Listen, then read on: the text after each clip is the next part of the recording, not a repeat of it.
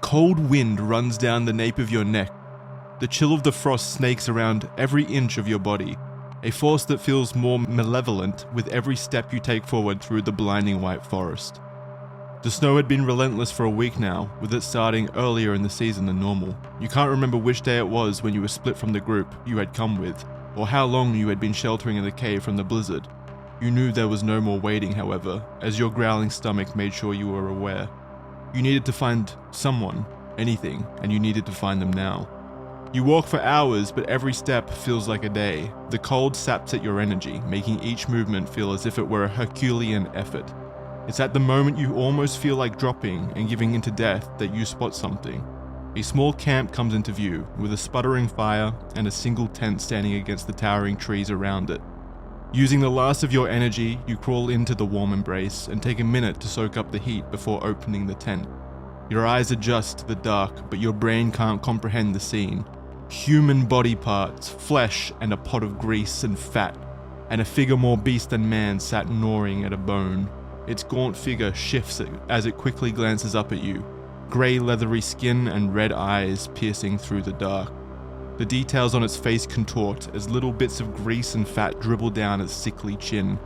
You try to step back, hoping to escape the nightmare and return to the blistering cold outside. But the figure is quick. Within but a moment, it is tearing at your body with frenzied claws, and in your last moments, you notice the patch on its jacket matches that of the hiking group you had set out with just a long week ago. That, my boys, was the Wendigo, and this is the Red Thread. Welcome to this episode. We talk about cults, cold cases, conspiracies, and this week's subject as well, cryptids. I'm one of your hosts, Jackson, joined by Isaiah and Charlie. Hello, guys. How are you going? Hey, that was an interesting spin on your opening narratives. This time you had the listener die, which is pretty cool, I guess. Have we never had them die before? No, you made them a pedophile once, and then the others were like from an outside perspective. Yeah, there was. Yeah, I try to put them into the shoes of the good guy. Well, not the pedophile. That wasn't a good guy. That was Jeffrey Epstein. But yeah, I try to put him in interesting situations each time. This time, you die. That's what you get when you show up for the Red Thread. Nice. That one was like well written. Like they're all good. Don't get me wrong, but that one was like an interesting. Like there was no comedic element to that. It was just a well done little opening. I like it. Good cold open. Oh, come on. I thought the little bit of grease and fat dribbling down his sickly chin would have got a chuckle out of someone. No, that was like gnarly. That was like, it was brutal. very descriptive. Yeah, it wasn't comedic. Yeah. It was just like, damn, you're painting a picture. Yeah, I guess we have different ideas of comedy then. I almost like that as much as the pedophile one. Nice. I'm glad I've upped my writing level. It's good practice, honestly. Anyway, before we start, I like to mention this at the start of each of these episodes. We're also on Spotify and iTunes, and we also have a show document with all of our research and writing, so you can follow along with us and pick up on any details that didn't make it into the show itself. You can also read the intro story as well that I've written for each of these episodes in the document, just in case. We might compile it into a book and release a Red Thread book. That would be cool. You can find these links below in the description, along with a bunch of other stuff. And also an enormous thank you to the sponsors for this week, AG1 and Rocket Money. More from them later on in the show. And a big thank you to all of you for listening and supporting the show. It really does mean the world. And Wendigo, how much do you guys know? What's your knowledge level?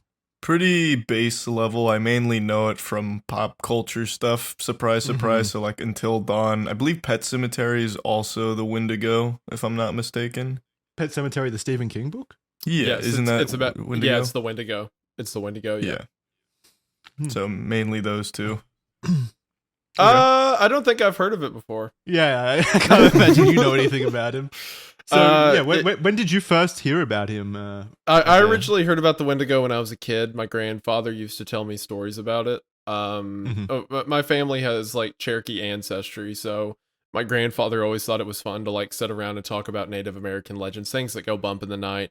Right. And I remember him telling me about the Wendigo. And I'll talk more about his stories of it because they kind of relate to how the creature has been changed through like cultural adaptation, you could say.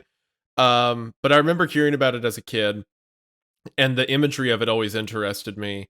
And then as I got older and saw the creature as kind of a conglomeration of all these different beliefs, stories, groups of people, it really kind of stuck out to me as an icon of the way we tell stories, the way we, change over time. So as I wanted to start telling stories, I mean, obviously I took inspiration given the name. But yeah, it's always been, from a young age, it's always been a very, very cool and interesting creature to me. Mm-hmm. So for those of you that don't know, Isaiah is known as Wendigoon online. Where does the goon come from? What cryptid is that? Well, tragically, now the word goon has very negative connotations. Yeah. When that I would started argue it's the best it's ever been right now, man. Gooning couldn't be more hot. Yeah, to be fair, if I had invested in Goon Coin when I started, I'd be loaded by now. I'd be so well off. But nah, so when I started YouTube, Goon was a term for like guys who like wear night vision, go shooting at night, stuff like that. More so the way that the term goon is used by mobsters and stuff like that, right? Mm-hmm. Right, yeah. So I thought when I started the channel, I thought a lot of my content was going to relate to that, like firearms, night vision, stuff like that. And I touch on it every now and then, but it's mainly just, stories and stuff. So it hasn't really worked its way in the original definition. But when I started the channel, that was the idea, the combination of the Wendigo and like goon culture, not current goon culture, the old one. So you just mesh those two together, yeah. But see, that's another like connection to the idea that these stories change over time. Like the Wendigo story changes over time as different cultures get a hand on it. And now everyone Goon changes, and now all my comments are ruined forever because it's just people like, oh, who's ready for that goon sesh? Who's ready to start gooning? Do you feel too attached to your name? Like, would you ever change it? Would you ever just go by like Isaiah? No, I don't change it. Like, I don't have to be Wendigoon for everything. Like, when I do writing and stuff like that, I do it under Isaiah. But for YouTube, yeah, it's not going anywhere. It's too connected, yeah. Too connected, yeah. Too important. Did I interrupt you, Charlie? Were you going to say something?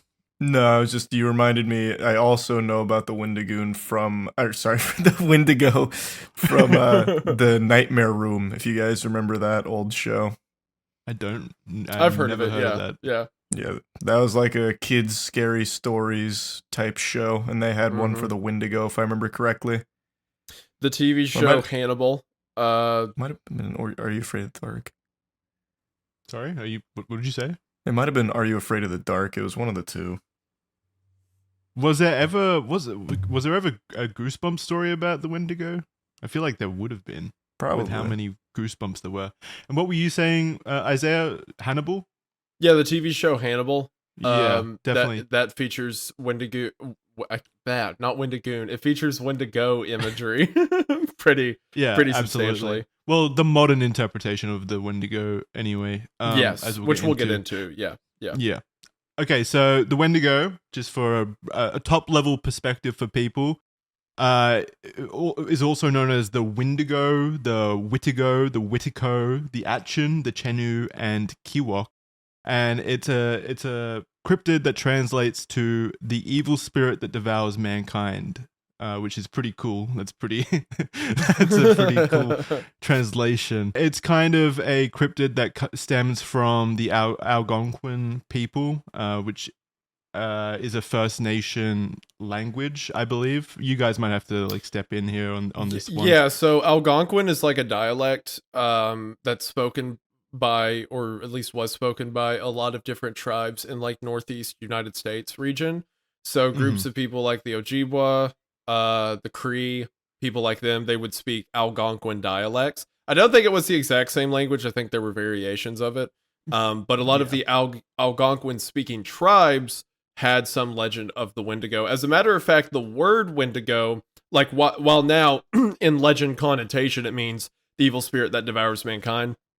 It's believed the original word was Wentekowa, which is it's like a derived word from the word for owl, because it was believed in some stories that the spirit would appear in like the form of an owl initially when it was kind of in like its natural state. So yeah, there's a lot, and it's kind of tragic because a lot of those records of original tribes weren't kept.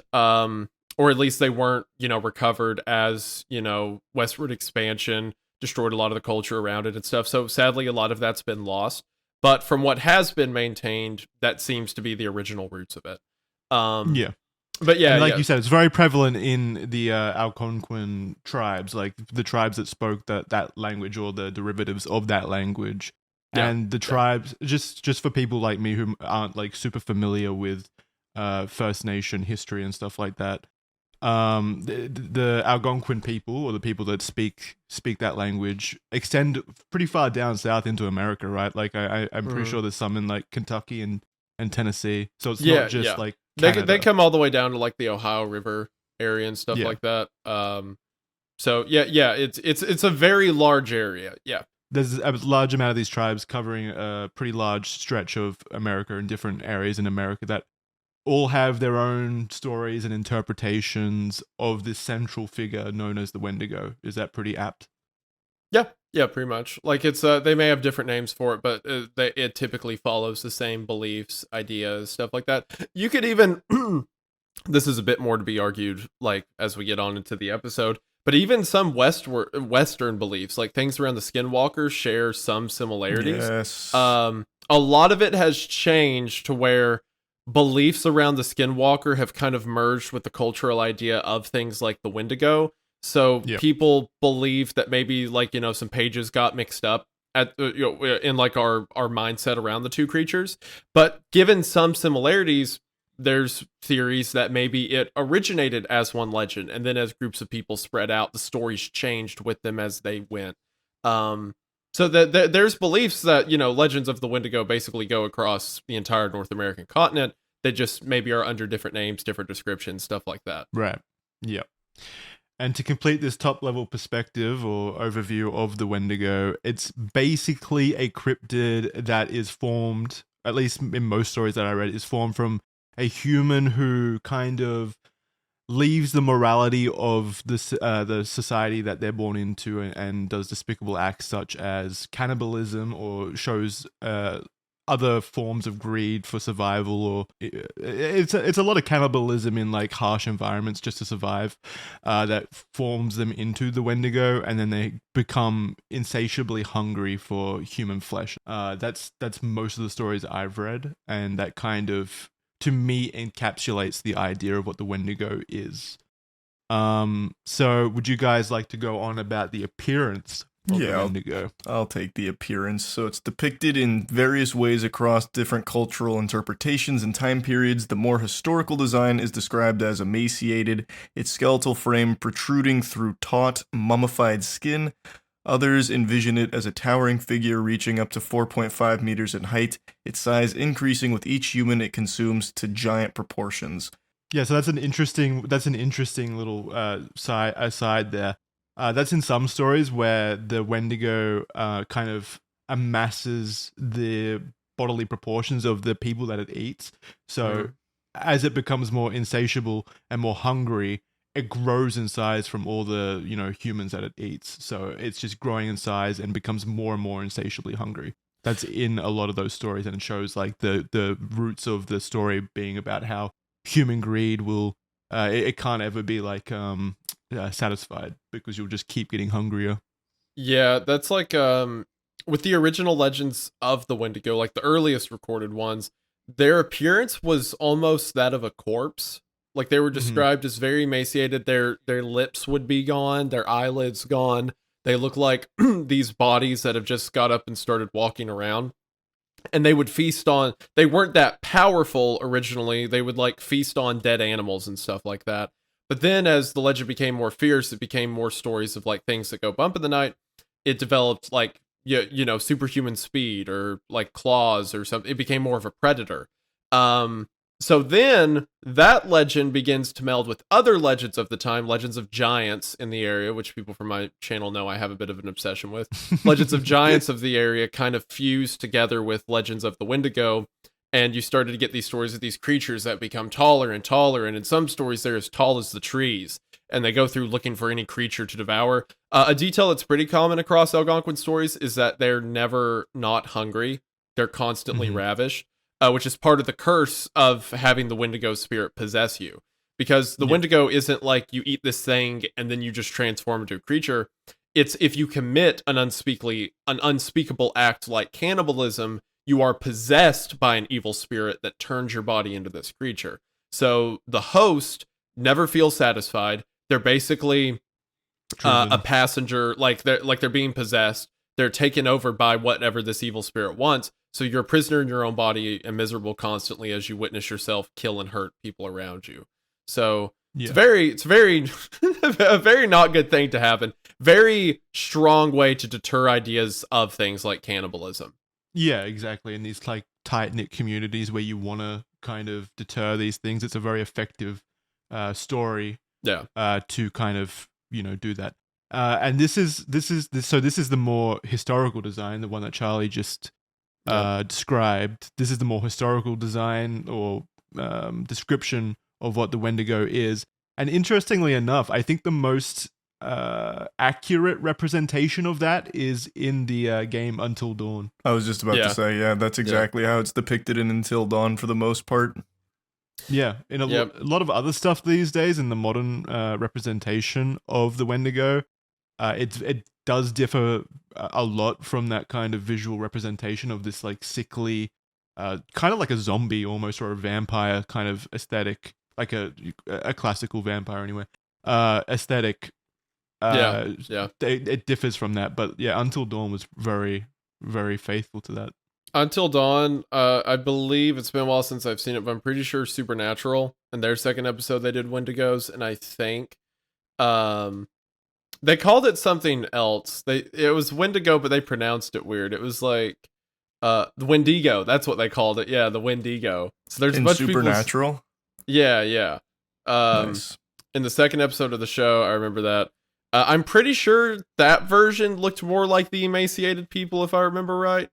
But there's like the classic interpretation, then there's kind of the muddled interpretation, which is the version that grifters like me use with the antlers and stuff. But we'll let Charlie read about that. Yeah, that's the Pet Cemetery style design. So that's the modern one where it's animalistic in appearance, portrayed with pointy ears or horns emerging from its skull, accompanied by elongated limbs ending in razor-sharp claws.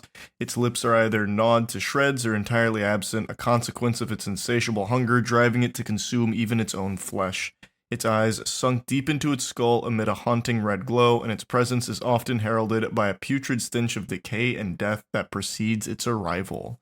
So that's the one where, like, it basically takes the form of whatever was laid to rest, right? Be it, like, whatever animal. So, like, bulls, cows, or bulls, pets, whatever, in the movie. Yeah, so Pet Cemetery, like, really popularized the whole Wendigo idea. Or sorry, not the Wendigo idea, the Wendigo image design, that is now used a lot. The modern design. Yeah. But yeah, which I believe then follows through to things like Hannibal and stuff. Like it's portrayed that similar way with the antlers and stuff like that in Hannibal, among other representations of him in modern culture. It's definitely the more prevalent representation now, for sure. Yeah, because like the original Wendigo was just, a possessed person that commits these atrocious acts. But then, like, with Pet Cemetery and stuff like that, the idea kind of shifted to, like, it can take on the forms of animals it's killed or any woodland creature because it itself is, like, a spirit of the woods. Spirit of nature, yeah. That's kind of what I mentioned earlier. There's a lot of melding between things like it and the Skinwalker. Because in the original legends, the Wendigo's never a shapeshifter. But then it starts to combine with Western legends, and people are like, well, maybe it is kind of a shapeshifter sometimes. And that's when, like, we get the interpretations of what we do today. Obviously I love the stag imagery. I think it goes hard. It does. So I accept it. Yeah, but the original legends of the Wendigo didn't feature that. Yeah, no, that was very absent in any of the earlier recounts that I had read. It definitely seems to have been popularized in like the late 1900s more so. Yeah. But before that, it was that very sickly kind of human possessed figure that was popularized. So this is a quote from Basil Johnston, which is an Ojibwe. Am I pronouncing that right? Ojibwe teacher and scholar in Ontario, Canada, and this kind of describes the original appearance. The Wendigo was gaunt to the point of emaciation, its desiccated skin pulled tautly over its bones. With its bones pushing out against its skin, its complexion the ash grey of death, and its eyes pushed back deep into their sockets. The Wendigo looked like a gaunt skeleton recently disinterred from the grave. What lips it had were tattered and bloody, its body was unclean and suffering from suppurations of the flesh, giving off a strange and eerie odor of decay and decomposition, of death and corruption. And so we also have this quote described by the Ojibwa. It was a large creature as tall as a tree with a lipless mouth and jagged teeth. Its breath was a strange hiss, its footprints full of blood, and it ate any man, woman, or child who ventured into its territory, and those were the lucky ones. Sometimes the Wendigo chose to possess a person instead, and then the luckless individual became a Wendigo himself, hunting down those he had once loved and feasting upon their flesh. So that kind of paints the picture of how the Ojibwe and the Ojibwa kind of tell the stories, or at least how they portray the Wendigo. Yeah, sometimes it's like this mighty creature, sometimes it's more of like a ratty zombie person type thing. Cannibalism's by far the most, I guess, common and popular way to become one, but in some legends it's just greed. Like if someone finds themselves like stealing or wanting more, pretty much any act that's, like I said earlier, unspeakable, you allow yourself to become host for the Wendigo. In some stories it can be, I believe it can be something as vague as like trying to betray someone else in your tribe or something like that. Pretty much any act of like pure selfish intent opens up your body to be a vessel. It's a pretty low bar if it's just like a simple theft, like you steal a loaf of bread and then you become the cannibalistic Wendigo. Imagine if that happened in modern day. Like, this is just fucking a million Wendigos running around. You pirate John Wick 2 and end up as a Wendigo immediately. You wouldn't download a car. so Yeah, that would have been way more effective than those like commercials and stuff. Become a giant antler monster. Yeah. That'd be pretty cool, honestly. I might download a car if that happened. If I became a All right, so before we discuss more about the kind of legend, the symbolism, and the meaning behind the Wendigo, let's take a quick second to hear from the sponsors of this episode. And as we take a brief break to talk about our sponsors, I want to talk about a sponsor that I've come to know and love, and that is the one-stop shop for nutritional supplements, AG1. AG1 is your daily dose of things like pre- and probiotics, immune support supplements, vitamins, and minerals. Instead of being a bunch of different pills and doses you have to take every day, is instead just one drink. I started taking AG1 because as someone who's chronically online, my diet is often not what it should be. And a lot of the times I'll take an unhealthy option because it's just so easy to make. But now, AG1's here and it's easy to make as well, because all you need is 8 to 12 ounces of cold water and a scoop of AG1 and you are good to go. Not only am I now with AG1 doing stuff that's better for my body, but it also gives me energy needed to get through the day. You may not even realize it, but your body's craving a lot of different vitamins and minerals that you're probably not getting. And as soon as you start getting those, you'll be amazed how much more energetic you feel. AG1 is the easy to make, high quality product that can help get your body back where it should be. Right now, there's never been a better time to get in on this offer, because if you head to the link in the description at drinkag1.com/redthreadpod, along with your order of AG1, you will receive 2 free gifts. Those 2 gifts being 5 days worth of AG1 and their convenient travel packs, as well as a year's supply of vitamin D3 and K2. Just put a drop of it in your AG1 or your coffee in the morning to get even more of the vitamins you need. So again, to get in on this offer and receive your 2 free gifts and start taking care of your body the way it deserves, head to the link in the description at drinkag1.com/redthreadpod to get in on AG1 today. Thank you all so much for watching the ad. Thank you so much to AG1 for sponsoring the video. It really does mean the most. Hope you all check them out. Link in the description. And now, a word from our other sponsor. If you've ever had trouble saving money, then today's sponsor is here to help. I can't tell you how many times a subscription I thought I had canceled popped back up, or something I didn't know I was paying for was being charged to my account. And when you're getting nickel and dimed like that, it's really hard to save money. But today's sponsor, Rocket Money, is here to help. Rocket Money is the personal finance app that helps you lower your bills, cancel your subscriptions, and overall manage your money better. Rocket Money allows you to keep track of, manage, and even cancel your unwanted subscriptions, as well as set customized budgets for yourself to keep track of your spending. If that wasn't enough, Rocket Money keeps track of your investments and portfolio to get an idea of your net worth and even monitors your credit. Rocket Money can even help you lower your bills. All you have to do is take a picture of your bill and send it to Rocket Money, and they'll negotiate to lower it on your behalf. Rocket Money has helped save its customers an average of $740 a year and cancel a total of over $500 million in unwanted subscriptions. So to save more and spend less, join the over 5 million users already on Rocket Money today. To do this, head to the link in the description at rocketmoney.com/redthread to get started on Rocket Money for free. That is right, for free. From there, you can unlock premium to get even more bang for your buck. But if you just want to check out the app, see if it's something for you, head to the link in the description at rocketmoney.com/redthread to get started for free today. Thank you all so much for watching the ad, and thank you so much to Rocket Money for sponsoring the show. It really does mean the most. Hope you all check them out. Link is in the description, and we are back to the episode. Then back in. Would you ever resort to cannibalism, Jackson, under any circumstances? I think once, if you're like in the forest and you're in like a survival mode for like 2 or 3 weeks or whatever, you know, like it's a last resort. Yeah, I think so. That's kind of what I'm thinking too. Like, I think you wouldn't even have a choice at that point. If yeah, you're, what are you going to do? Choose to die when you've got the ability to live right there? Yeah, I don't even think you would be able to choose to die. I feel like your body would just act off. You'd probably actually be possessed by the Wendigo at that moment, and you would probably just instinctually start eating a human being to survive. Oh, you're talking about like if you had to eat someone? Like, yeah. Could you? Yeah. Could you see yourself becoming a cannibal? Yeah. If it was like, what was that scenario? Wasn't it in Chile? That the soccer team. The soccer team. Yeah. Yeah. Oh yeah. If it was a scenario like that, I think so. Yeah. I hope I wouldn't be in a place I would kill someone to eat them. Yeah, that's what I was gonna say. Yeah. The difference to me is if I'm going to kill someone, I think there's gonna be a lot more hesitation there. Well, what if?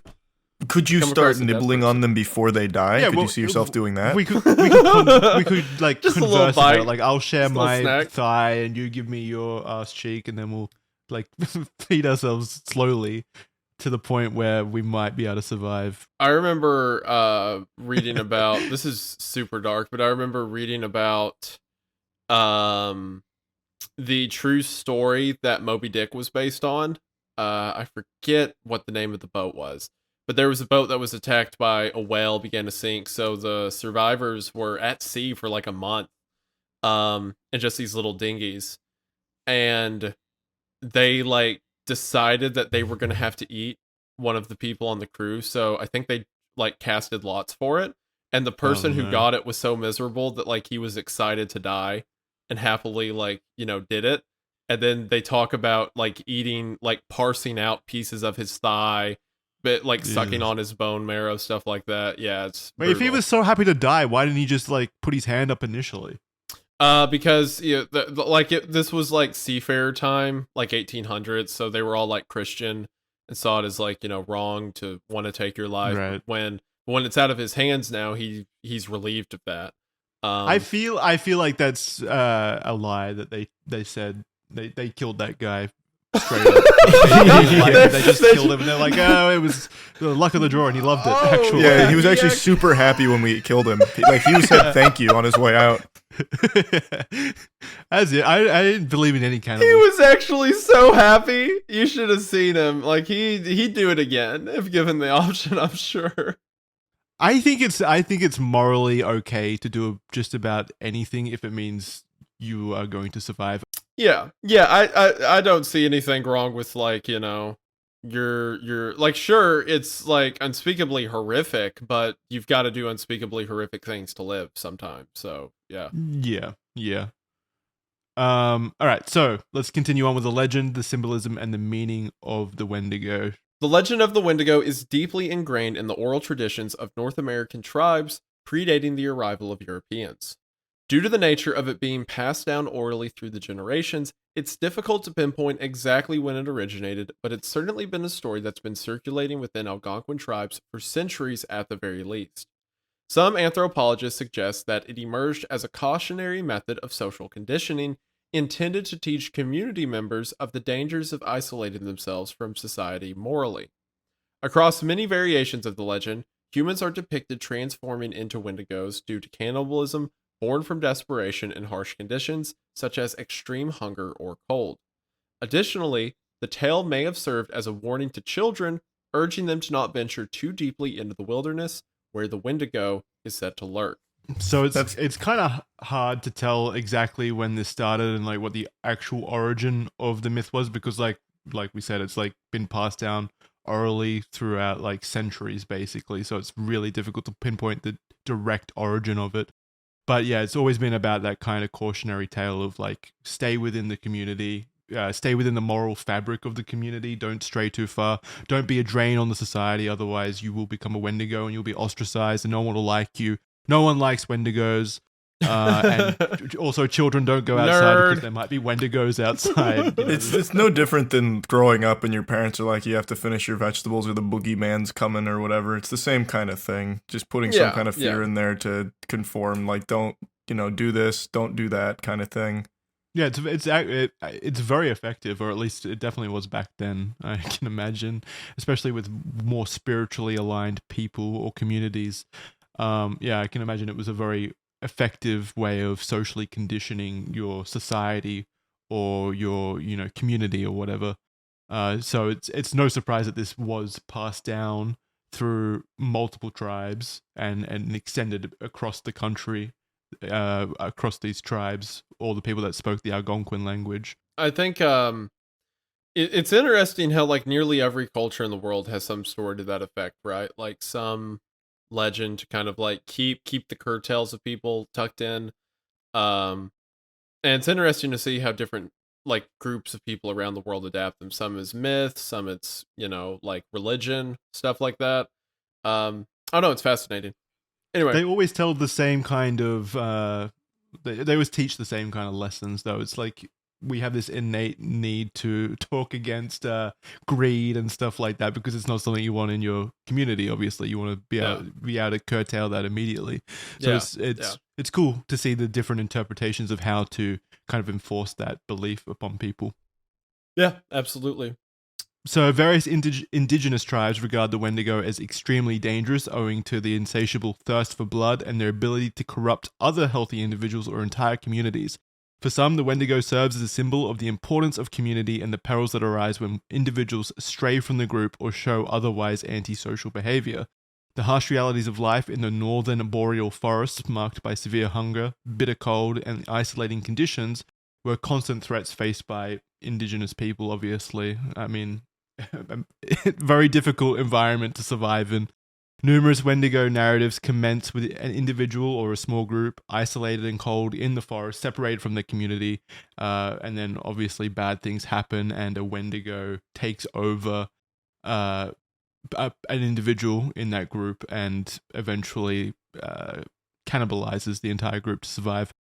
Survival within indigenous cultures at the time relied heavily on communal cooperation and the equitable distribution of resources and sustenance, and those who deviated from this, particularly during times of severe scarcity, were labeled as monsters due to their perceived greed and self-centeredness. So, yeah, if you were either a Wendigo or a monster, it didn't matter. People didn't like you. People didn't like what you took from the community. The impact that one greedy person could have on this entire community is much, much greater than it would be today. So it's one of those things where you've got to put the kibosh on it ASAP. It's life and death in that situation. Like that could kill the entire community when you're in survival mode constantly. Most tales imply that you turn into a Wendigo as punishment if you partake in a taboo activity, such as cannibalism, obviously.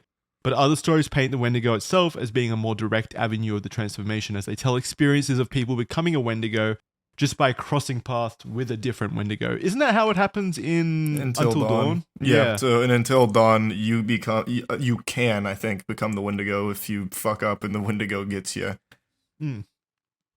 Yeah, it's just like if you get bitten by it, it transmits the Wendigo. Yeah. I mean, spoilers for the game, but it's been out a while. Get over it. Because I know Hannah, the girl from the beginning, she becomes one, but she eats her sister, right? That's why she becomes one. Yeah, did she eat her sister? Because they Maybe. find where she It's had been so fallen long. down the cliff, and then they find where she dug up her sister's grave, implying she was so Oh, did hungry she? down there that she had to. I can't remember if anyone else does or not, but yeah, like again, until dawn, accurate depiction of Wendigos, unlike a lot of other It stuff. really is a great It is. game too. Like it Yeah, is a good game, and it does justice to the Wendigo. Like I didn't really know anything about it at all till playing that game. Yeah. And then the Wendigo hunter shows up, who's like, I've been doing this 20 years, and then he dies in 30 seconds. Well, he never said he was very good at it. Just that he's been doing it for a long time. That's fair. This was his first Wendigo, actually. He's just been waiting 20 years for it. So yeah, it's kind of like a process similar to like vampires, werewolves, that kind of transmission sometimes. And again, there's just so many different interpretations of the myth itself that you'll find different threads depending on different geographical retellings of the story. Different red threads, communities. you mean? Nice, so many different threads. There you go. Yeah, trademark. Perfect. A shaman may be the only person who's able to destroy a Wendigo using either steel, silver, or an iron bullet or a dagger. So again, very similar to like vampires and werewolves. Like, what is the reasoning behind silver killing everything bad? It's pure. Yeah. So the idea is that, like in vampire mythology, at least, vampires are demonic, meaning they're unclean, they're of the devil.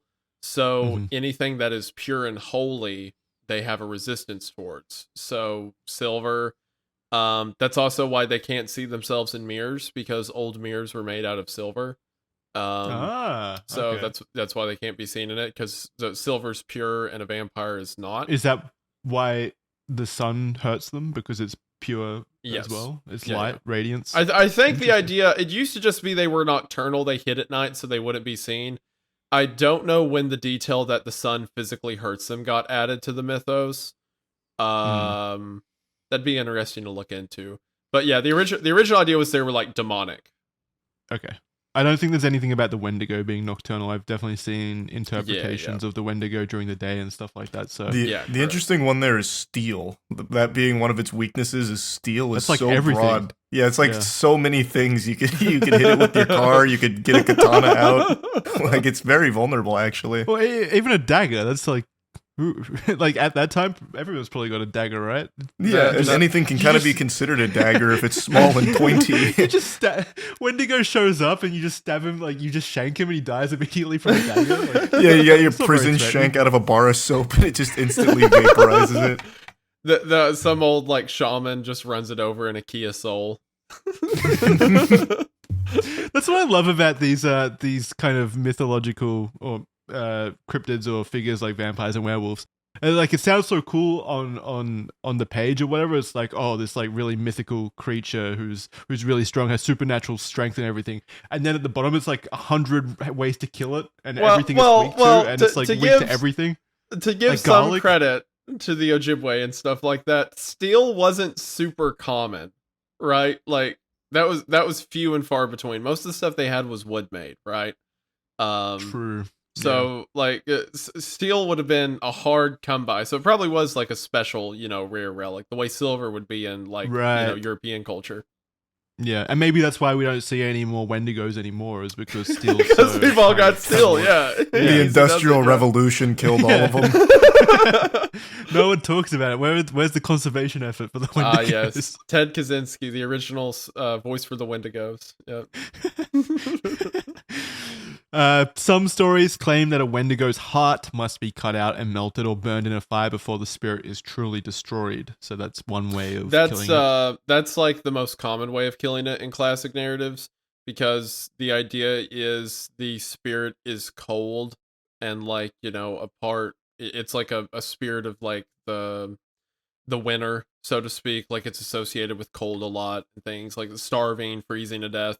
So fire is its counter, is its natural weakness. So you have to burn the heart in a lot of stories. Right, that makes sense. A lot of stories I'm realizing throughout both modern and like ancient history. A lot of these mythological stories are around cold. Like cold is humanity's greatest enemy. It sounds like, and I can definitely see why. But you see it in a lot of like fiction currently as well. I mean, think about like pre-shelter, right? Like we take for granted insulation now. Can you imagine? Like every night you're like, oh, it's 20 degrees out. Imagine sleeping in that, right? Like how much of a threat that had to be day to day. So you'll see stuff like, you'll see starvation being a common issue. You'll see freezing being a common issue in classic narratives. Disease, like stuff that every day people had to constantly think about that now kind of like glosses over our heads. Yeah. Cold is definitely like the worst condition to survive in. Absolutely. Yeah. Like it saps your energy so much being cold. Like, you've got no kind of energy to work I've said that with. for a long time. I think cold is the most brutal condition that you can experience, for sure.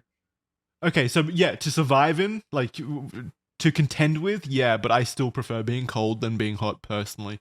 Because I find it way easier in modern civilization to get hot when you're cold. Okay, Jesus Christ. Well, yeah, in modern civilization, of course, yeah.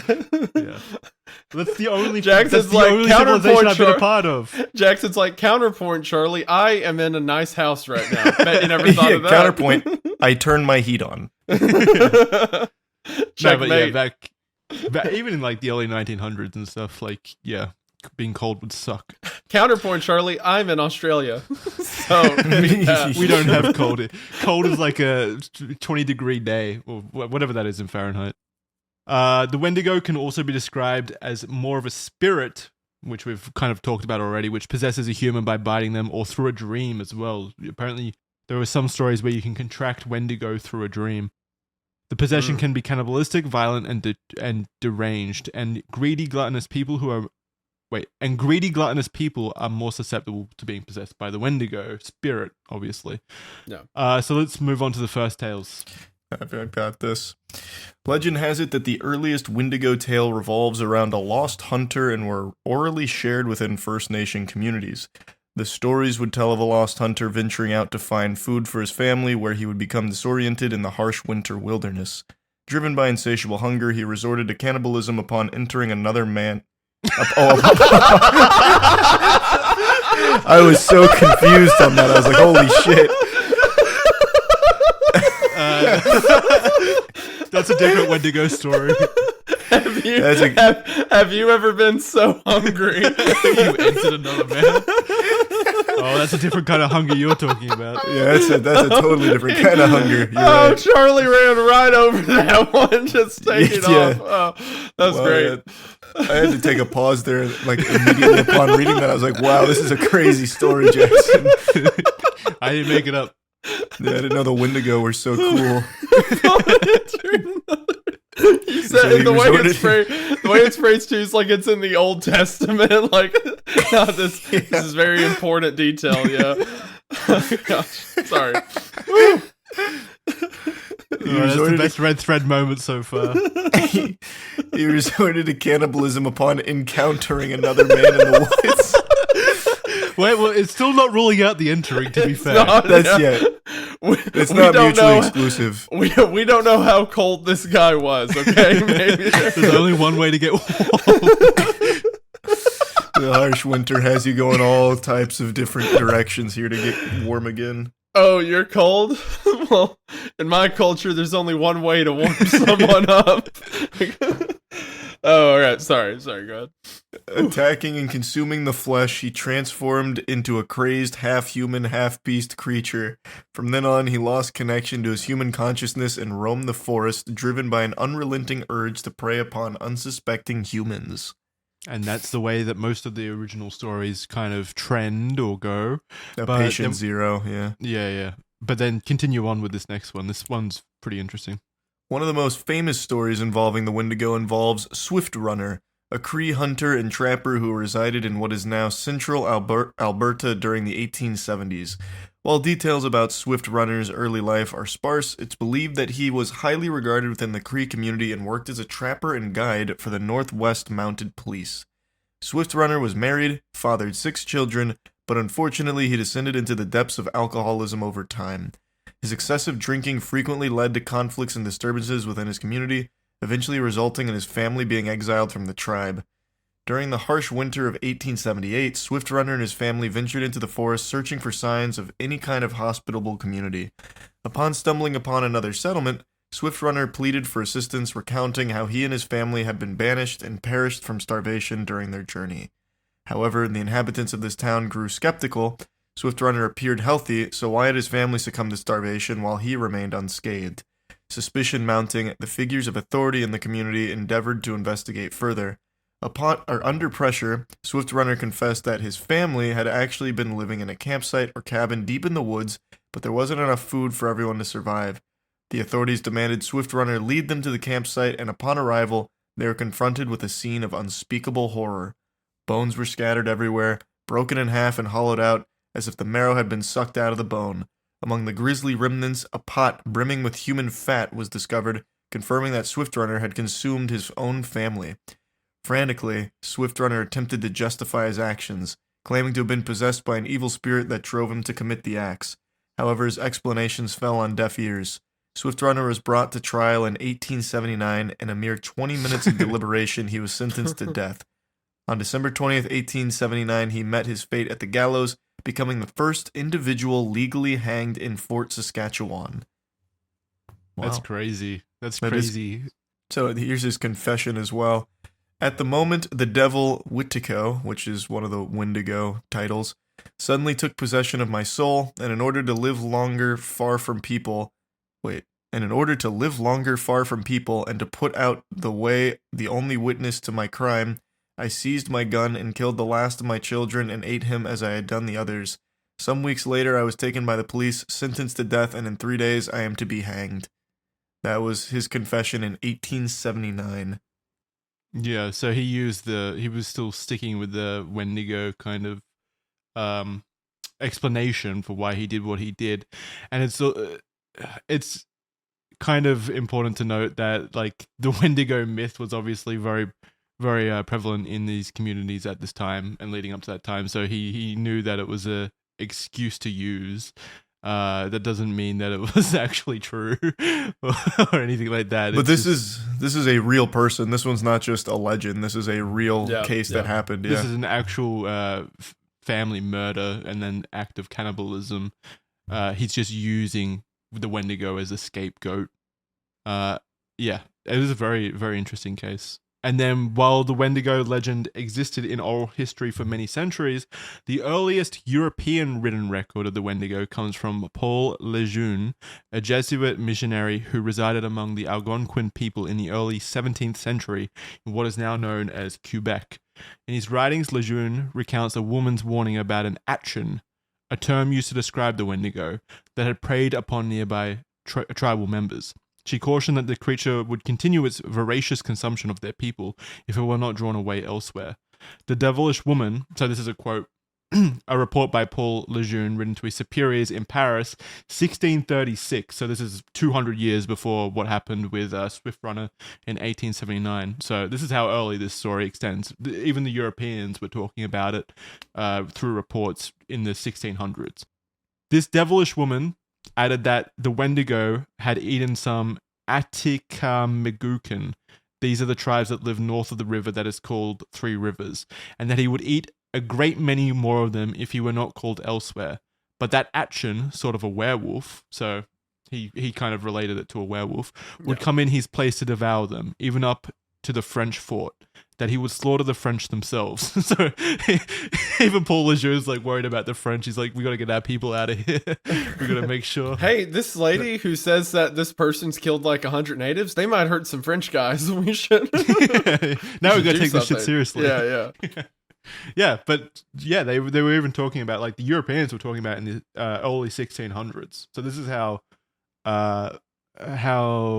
early these myths were kind of being passed around orally. I have some opinions regarding the story of Swift Runner and Paul Lejeune's account and stuff like that, but I'll save them until we get into Wendigo psychosis. Because I think everything goes hand in hand. I think it's not like one of these things was the inception for the other.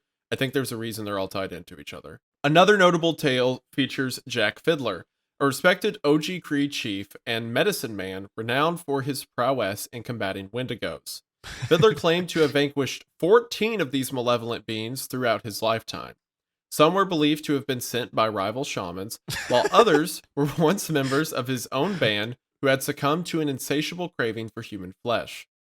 In many instances, it was the afflicted individual's own family members who beseeched Fiddler to end their suffering before they transformed into Wendigos. Tragically, even Fiddler's own brother, Peter Flett, met such a fate after their trading expedition ran out of food. In 1907, Fiddler and his brother Joseph were apprehended for the murder of Joseph's daughter-in-law, whom they had strangled in a desperate attempt to prevent her from falling under the grip of a Wendigo. Faced with incarceration, Fiddler took his own life, while Joseph was sentenced to life in prison. Though eventually granted a pardon, Joseph tragically passed away just 3 days before receiving the news. The majority Is it of really that tragic, though? They just killed their daughter-in-law thinking that she was about to become a Wendigo. Yeah, well, tragic for him. He was about to Well, be yeah, I free. guess it does suck for Joseph, to be fair. I'm sure he thought it was bad, Charlie. I forgot to put myself in the shoes of the murderer. That was so silly of me. Yeah. This is the red thread. We open with the Jeffrey Epstein intro. Yeah, you should know the drill. Yeah. The majority Do you have anything else to say about Jack Fiddler, though? It sounded like you were... I don't know. Like, I think... Again, I'll wait till the ending to kind of give my overarching thoughts about all that. But I think that some truth led to a lot of paranoia that eventually ended up with his daughter-in-law being killed, right? But because, like, when all you're trained to look for is monsters, you're going to see them everywhere, right?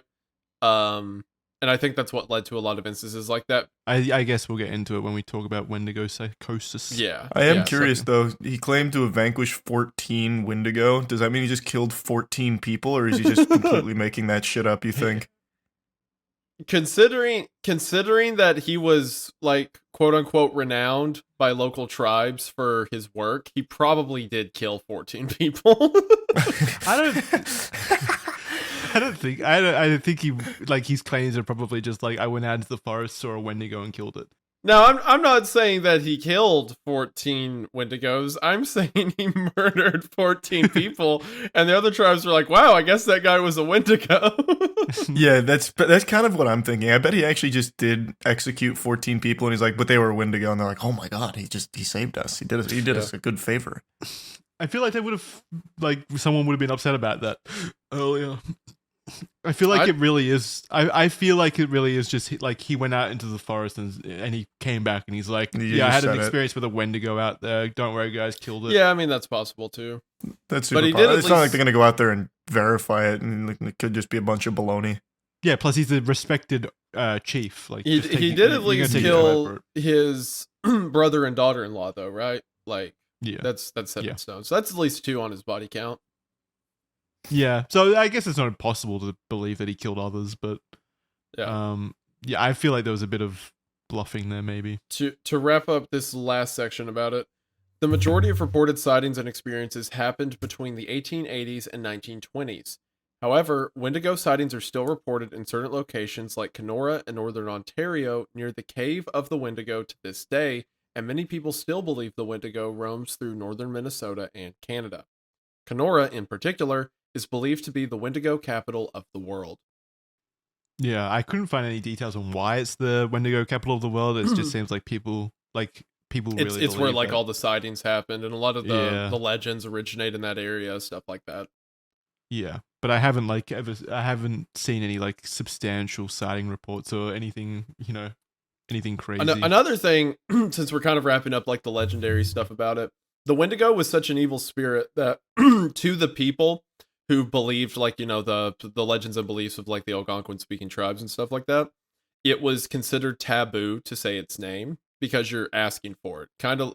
Well, Bloody Mary. I was about to say Voldemort. Bloody Mary's a much better, less pop culturally one to mention. Wait, does Voldemort show up if you say Voldemort? I thought it was just like kind of no, like it's just you can't say his name. It's he who must not be named. Yeah, in like the original stories, I don't think the Wendigo immediately shows up. You're just kind of asking for it. Like it's like you're bringing bad energy onto the tribe, onto yourself if you mention it. So you weren't supposed to talk about it. Yeah. Okay. So, but wait, how does that track? How does that track if like it's an oral story? Like they're going to be talking about it all the time. Well, you could say it in like legend sense or stuff like that. You're just supposed to respect it effectively. Kind of like every religion, you're supposed to respect the names of not only the good guys, so to speak, but the bad guys, right? Like in Christianity, for example, you respect the name Jesus. You're allowed to say Jesus, but you don't use it defamatory, right? You're also supposed to not go around willy-nilly saying stuff like I'm about to do right now, saying stuff like Baphomet or Moloch or like demons of the Bible. Like there's supposed to be a reverence appreciated for it. So yeah, it's an oral story. You can say the word Wendigo. You're just not supposed to do it flippantly, like mock it, so to speak. Yeah, within the beliefs of that tribe. So basically, what I'm saying is, if I ever go to southern Canada, considering I've used it for my branding and merchandise, I'm gonna die instantly. Like, oh yeah, you're gonna get jumped the second you get off the airplane. They're gonna drag me across the runway. I am decimated. Yeah, that's a scary place to go. Is Wendigoon. Yeah. I'm so like if anyone has been asking for it, I have been asking for it. So yeah. Well, then we should definitely like test that into. We're scientists here at Red Thread headquarters. Let's put you on a plane up there and see how quickly you get possessed by the Wendigo. We're gonna time how long it takes me to die or transform into a monster thing. Yeah, that's cool. We could prove that it's real. If this video gets 50,000 likes, I will die in southern Canada.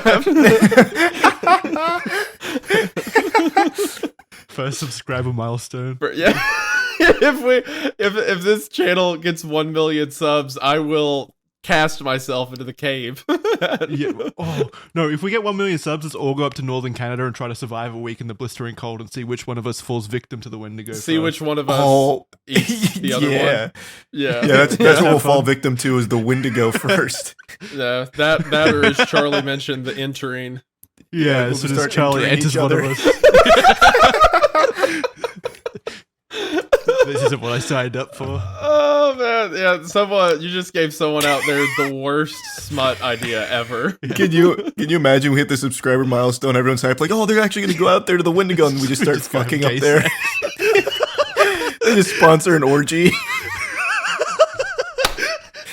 Took Charlie like 12 hours while we're up there. He's already naked. We're getting off the plane and he's like undoing his shirt. Oh, not yet. Yeah. Wait till the woods. Okay. Wait, this isn't the Wendigo cave. Oh shit! Forget about the forest. Let's just go back to the hotel, guys. Charlie, this is a subway. You've got to quit doing that. That's gonna be great. I'm really excited to hit 1 million subs. Yeah, now. so that whole conversation we just had, we're all getting possessed immediately. Yeah. That was a lot. Yeah. Relating the Wendigo to gay sex throughout the entire episode is starting to. Yeah, as if the gooning thing wasn't bad enough. Yeah. Perfect. Great. Love All it. right.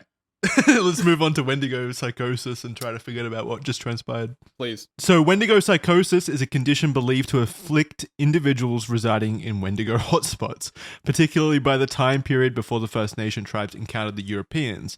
It remains a topic of contention within medical circles, characterized by symptoms such as paranoia, anxiety, hallucinations, and cannibalistic urges. This condition is thought to arise from a combination of cultural narratives and psychological susceptibility. So this is an actual condition that was kind of it's still kind of discussed, at least. Historical records indicate that instances of Wendigo psychosis and associated cannibalistic behavior were more prevalent during periods of severe famine among Algonquin tribes, though occurrences can also occur independently of such conditions. Within the medical community, there exists debate regarding the veracity of Wendigo psychosis. While some consider it a genuine psychological disorder, others who have more of a spiritual belief say that it may represent the early stages of the transformation into a Wendigo.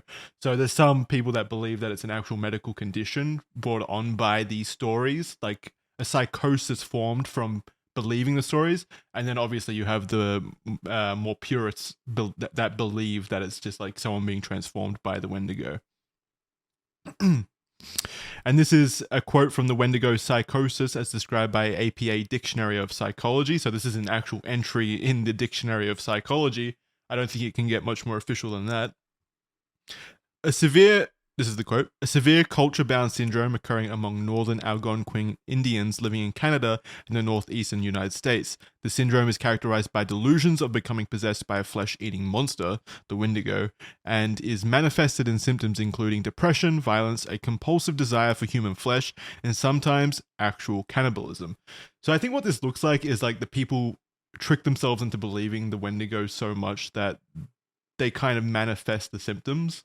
Yeah, it's like mass hysteria. It's basically the exact same thing where you keep getting fed something and then eventually you start to think that it's affecting you. So it's kind of like a self-fulfilling prophecy here almost, where the story exists and then through the act of people believing the story so much, especially during these early 1800s, a period of time where survival was essential and very difficult, they believe these stories so much that it actually affects them psychologically. And then it actually comes true because they get those compulsive urges to like cannibalize and stuff like that. So in that capacity, the Wendigo is true. It's correct. Like it exists because these people believe that they are the Wendigo and they have all the same effects as the Wendigo. So what's the difference really at the end of the day? It's not too dissimilar. Like in the case with Swift Runner, there was that famous American case where the guy said the devil made him do it. He was possessed by the devil and he did that. It's the same type of thing, right? Where you're attributing it to something that you've believed for a long time. And, whether or not the Wendigo took over, it doesn't really matter. It's just one of those things where you've been taught this for so long and now you're experiencing it and it's real to you. I think the part I want to bring up here, I said I'd wait till we talk about Wendigo psychosis to mention it, is this has happened across the world, but with like European colonization, there was more documentation of it maybe than in other parts of the world. During like the 1700s, there were like rogue groups of people in the Americas who regularly committed acts of cannibalism, right? And again, that happened everywhere across the world. That happened in Europe. It happened in Asia, Africa. It's just when people run out of food and they don't have a moral instance that it's evil or whatever, then other groups of people can make for a food source, right? So imagine being one of these people in like the American Northeast, and you're constantly in fear of the cold, you're constantly in fear of starvation, and then in the midst of that, out in the tree line, there's a group of people, or at least things that look like people, that want to eat you, right? Like, how terrifying must that have been in the face of everything else? So you begin to tell your kids stories. Don't go out into the woods, there's monsters out there. Don't go out and like never give in to the same evils they've given into, because you'll become one of those monsters. So to me, and we see instances of that like happening in relatively modern times with things like Swift Runner, right? Like we know that there was a fear of a real threat, a real danger happening. So to me, it's not so much that the Wendigo was made up as much as it was maybe embellished off of actual horrors that these people had to face, things that go bump in the night. And maybe some aspects of it were, exaggerated, so to speak, to maintain across cultures, to maintain as a legend. But as with a lot of other stories we tell, I think it came from somewhere. I think Swift Runner's an example of that. And I think maybe the idea became so prevalent that people like, hold up his name right here, the Wendigo hunter guy. Yeah, what was his Fiddler. name? Yes, Fiddler, yeah. Jack Fiddler. Yeah, Jack Fiddler. That you have people like Fiddler who are so given to this idea that they begin to see the monster everywhere. And that's kind of a corruption of it. But I do think for a time that the Wendigo myth needed to exist because there were monsters out there that did look like people, right? So I don't know. I see one of the reasons the Wendigo interests me so much is because you hear the story initially and you're like, okay, it's it's kind of a scary story of something that goes bump in the night. But then you learn legends, you learn cultures at the time, things that they really had to deal with, and you're like, that was just, it's almost like it was their artwork of things that happened, or a painting almost of things that were happening. It's like an echo of their culture and their civilization at the time. It really is. It's like a representation of that, more so than any other like myth, whatever you want to call them, like vampires and werewolves aren't nearly as interesting to me as the Wendigo, because the Wendigo feels like an actual representation of the difficulties that people experienced at the time and how they kind of contextualized everything within their stories and stuff like that. I find it very interesting because it comes from a place of reality. Yeah, and think about some of the details around its characteristics too. It appears as the dead, like it's effectively a dead body, right? And death is something, like, we take it for granted now, but you have to stay away from dead things. They're full of disease and rot. So these creatures, they look like the dead, they smell like the dead. They're as cold as the winter nights, the things that humanity has been trying so hard to stay away from for millennia. Like, it's all the characteristics of the things people should be afraid of, captured in the form of a person that wants to eat you. Another thing that they were actively afraid of. I don't see the Wendigo as fiction as much as I do a portrayal of the real threats these people had to face. Yeah, 100%. Yeah, that's what I think makes it so interesting. Yeah. And why I think it's kind of still pretty fondly looked at even to this day, and why we see it in pop culture, and why we see it have an impact on like television shows and movies and video games and stuff like that, because it's a very effective story. Yeah. So yeah, that's a good segue to talk about pop culture and impact. The Wendigo has been adapted in many variations in pop culture throughout the years, first featuring in The Wendigo, a novel by English author Algernon Blackwood, very cool name. It has also been featured in stories such as Pet Sematary by Stephen King, Hannibal, video games like Until Dawn, and many other movies, TV shows, and stories, including Ravenous. This was a movie that I saw a few years back at a bad movie night, which it's a great movie. I put it. I wanted to include it here. It stars Guy Pearce, and it's from 1999. And it's a story that loosely kind of shares similarities with the Swift Runner story, kind of, in that a character becomes a cannibal after being lost in the snowy mountains, and then he comes back to a fort, and the people have to kind of piece it together and deal with it. And it's unintentionally a very funny movie, but also like. It's a very cool story. I highly recommend watching Ravenous. So wait, you watched it on a bad movie night? What put it on your radar? I didn't choose it. Someone at the bad movie night chose it. But yeah, I was there for the ride. It was good. It was good. It wasn't like egregiously bad or anything. It was an entertaining movie. I definitely highly recommend watching it. So this is a quote from Brady DeSanti in his paper Classroom Cannibal about how the Wendigo kind of is portrayed. Despite the intentions of horror movie purveyors to use more diverse horror antagonists like the Wendigo, the entity continues to be mostly portrayed as just another supernatural threat. This lack of development is unfortunate because major distinctions abound between the Wendigo and other fiendish big screen representations. This element also presents another opportunity to impart an important idea to the students who may have never contemplated that a more sophisticated interpretation of monsters was possible outside of the mayhem they witness on screen. So he's basically talking. He's basically talking about what we were talking about a second ago, in that it doesn't feel like the Wendigo in modern culture or pop culture is being explored to the extent that it could and should, with the cultural significance that it has, like those cultural stories that it has. Whereas now, when it shows up in something, it's almost like a werewolf or a vampire or something like that. It doesn't have that same kind of depth that it should anymore, which is sad, because you look back at these original stories and they're, like we previously said, they're full of such cultural significance and cultural development that is really interesting. It's been a while since I played Until Dawn, but I really do recall there being a lot of like lore woven deep into the Wendigo mythos in that game. Am I wrong in that? I haven't played it in a while as well, but I doubt he's talking about that. Well, yeah, I doubt he's calling out Until Dawn. I just mean there have been a couple more recently, like Until Dawn, that have done more with them. I think personally, what I kind of said about, like, I feel like the Wendigo is the amalgamation of a lot of real threats people had to face, kind of put into one thing. I think that for that reason, the creature is more effective symbolically than it is as just like a boogeyman to fight, right? Because like in series like Hannibal, right? The whole idea is he consumes human flesh once and he begins to see the Wendigo everywhere he looks. It's in his dreams. It's getting closer to him. I think kind of using it, like in the original stories, it's what happened to people who were too greed. Kind of using it as a representation of greed, I think is much more effective. And it's also, honestly, one of the reasons, the Wendigo is my favorite cryptid. And obviously, I mean, look at the name of my channel, right?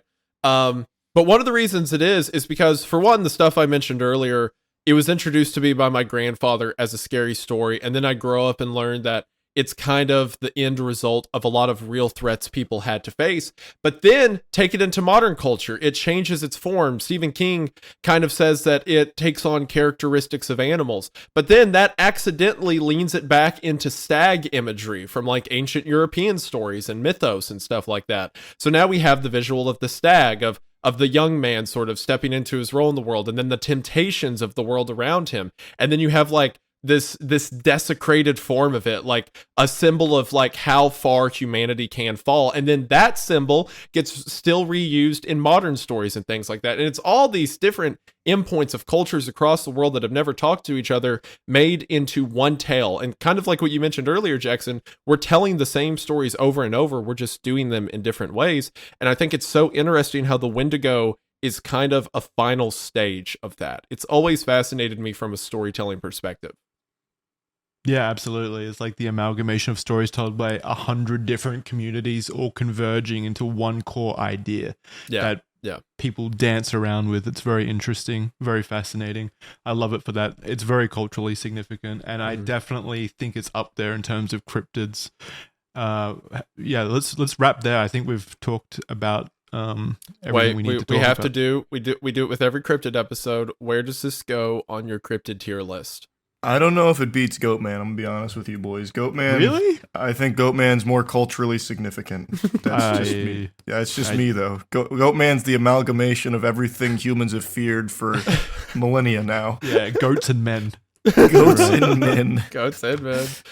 Now, to Charlie's credit, I did talk about in the Goatman episode how that shares a lot of religious symbolism, right? The things that created Goatman. So, that's it. Now, here's the question though, Charlie. Is it on A tier with Goatman, but behind him, or is it down in B tier?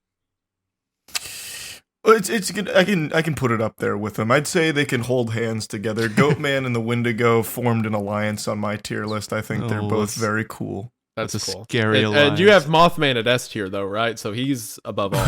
Well, Mothman's powering an entire community. Like, right, Wendigo's just hurting people. Hey, watch your mouth. It's powering my bank account. All right, you want? That's true. It's helping at least one person. Yeah. So, I'm like a whole town. If you think about it, I got 3 million subs. What is that? A small country? I thought so. Yeah. That is more than Mothman's keeping afloat. To be fair. Yeah. What's that Moth guy ever done for me? That's what I thought. I'd put it at S tier, I think. Well, Mothman could return at any point, though. We never really know his intentions. That's true. Yeah. So Charlie's being the harsh critic here because he's got an S and 2 A's. All of the ones we've covered so far. Well, actually, no. I put Goatman at A tier, but Mothman and the Wendigo, easy S tiers for me. Absolutely. Yeah, for me, I would put Mothman. Fuck. Let me think. All right, Goatman and Mothman at A, and I personally think Wendigo goes in S tier. Let's go. Yeah, another convert. Let's go. You can't stick to your convictions. That's very peculiar, I suppose. What did I change? Was that not? Didn't you? I thought for sure you had Mothman at S. I may have. If I have, then I'll stick with my conviction and put him back up in S tier. I don't know. What we need is like an actual dog shit cryptid next. One we can all agree is just fucking pathetic, like an F tier. Yeah. Like the Loveland Frogman or something. We kind of hairy hands. Yeah, do you think we kind of screwed ourselves by doing all the cool ones first, like the really cool ones first? I'm doing a series on the channel right now that's literally 350 cryptids. I assure you there's more cool ones. Oh, sweet. Yeah, there's Thank plenty of, like, even Florida has some dog shit ones. We have, like, the stupid skunk ape down here. Hey, watch your mouth. We love him. Oh, sorry. Yeah, sorry. There's some skunk ape fans out there. S tier. I did go to the skunk ape museum. It was fun in the Everglades. That was a good time. Nice. They had a big alligator there. I don't know why, but they did. That's Florida. They have the Yeah, river. that's true. Do It's you- a Florida moment. Do you guys have any last minute thoughts about the Wendigo that you want to share? Anything additional that you want to add to this episode? Nothing on my end. I'm looking forward to the Until Dawn remake, I suppose, so they could ruin it, perhaps. Yep. Charlie, because he put it at A tier, is gonna die first when we go to Canada. That's all I have No, to that's say. not true. The Wendigo's how it not works. listening to this I put it fucking at S tier, podcast. so He'll die. that- He'll die happy after our orgy anyway. So that's I put it at S tier, so maybe that counteracts all the karma I have for using his name for profit for the last 4 years. So yeah, that's how that works. that'll absolves you. even out. Yeah. I know. I'm Catholic. I know how the whole penance works. Yeah. I'm not Catholic, but I can pretend to be if that's what the Wendigo wants. If that helps, Yeah. Alrighty. On that note, that's gonna do it for this episode. Thank you very much for watching the Red Thread. Like I said at the top, we're on iTunes and Spotify. We've got audio platforms. That's what I was trying to say.